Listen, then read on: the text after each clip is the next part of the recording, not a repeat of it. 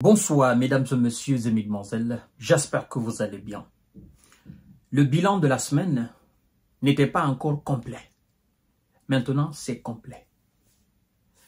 Ces 3 chars léopards allemands, tant vantés, ont été détruits.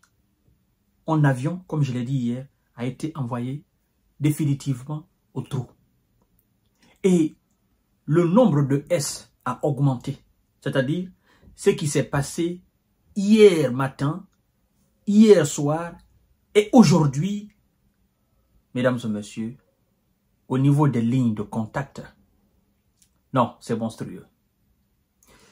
Laissez-moi vous dire exactement ce que le ministre de la Défense russe nous dit, nous déclare dans son bilan de la semaine.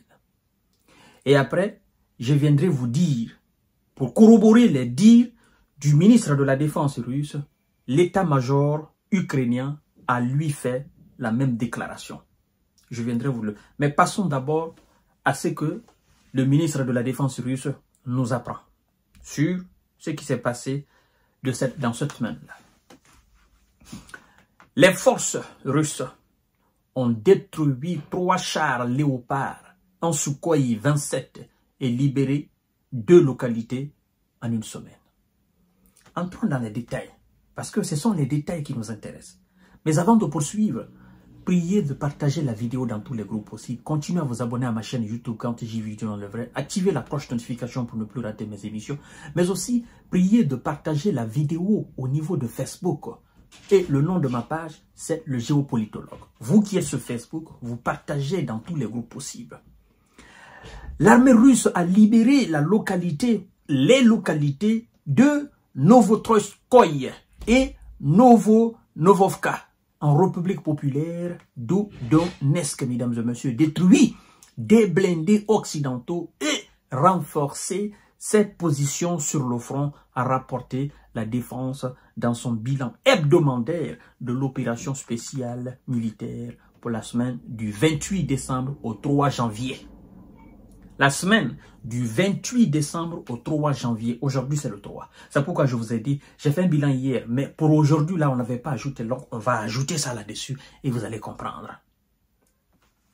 Alors, du 28 décembre au 3 janvier 2025, les forces russes ont procédé à 12 frappes groupées avec des armes de haute précision sur des aérodromes, des structures énergétiques soutenant le complexe militaro-industriel de M. Zelensky, ainsi que sur des points de déploiement temporaire de militaires et de mercenaires étrangers. On nous dit ceci, petit a, 46 militaires de M. Zelensky ont été capturés, ont été pris vivants sur la ligne de contact, 46. Petit b, les éléments du Nord ont continué de repousser l'ennemi dans la région russe de Kursk. Dans sa zone de responsabilité, les pertes de M. Zelensky et ses mercenaires se sont élevées à 3130 S, 4 chars et 28 pièces d'artillerie. Ça fait froid au dos. 3130 S ont été envoyés au repos définitif.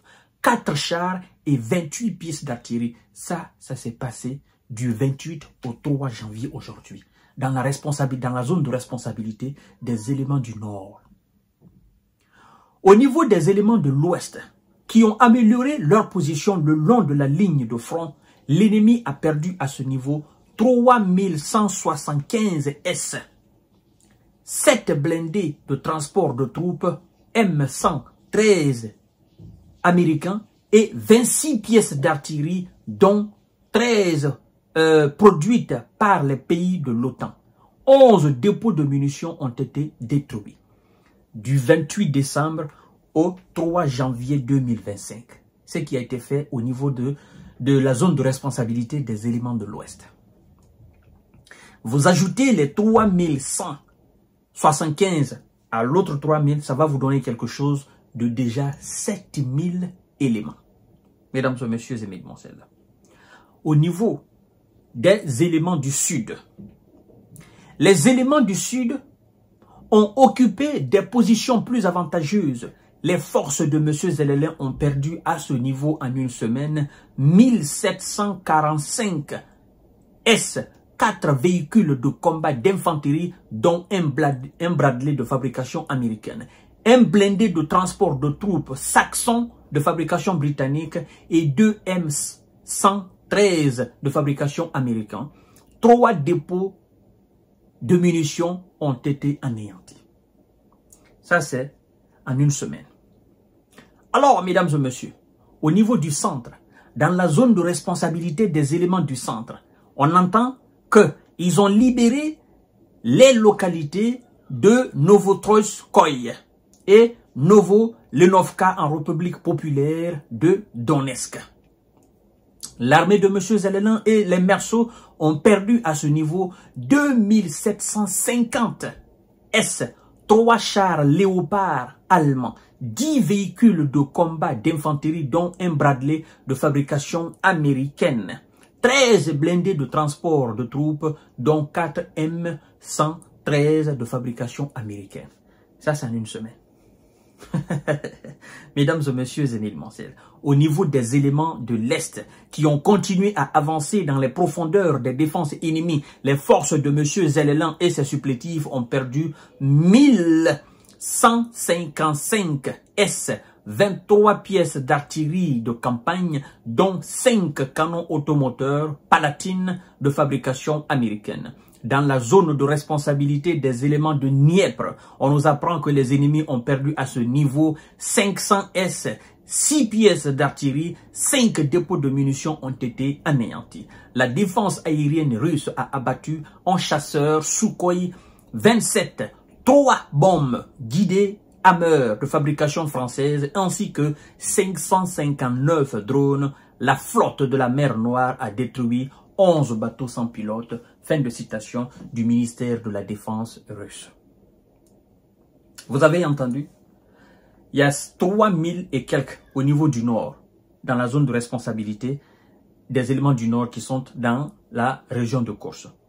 Au niveau du centre, il y a 3100 et quelques. Au niveau des éléments de l'ouest, il y a 3000 et quelques. Retenez bien ces chiffres. Le nord, le centre, l'ouest. Lorsque vous faites le cumul de tout ça, ça va vous donner quelque chose de 10 000 et quelques. Et effectivement, c'est dans ces zones qu'il y a le plus de combats. Aujourd'hui même, à l'instant T où je suis en train d'enregistrer cette émission, nous allons voir tout à l'heure la déclaration de l'état-major ukrainien. Et vous allez comprendre que c'est que le ministère de la Défense vient de dire en termes de bilan de la semaine. Vous allez comprendre que le ministère ne dit pas faux, c'est de la réalité, mesdames et messieurs. Je vous donne rendez-vous tout à l'heure pour notre série d'informations et de décortiquage. Partagez la vidéo dans tous les groupes possibles. Merci beaucoup.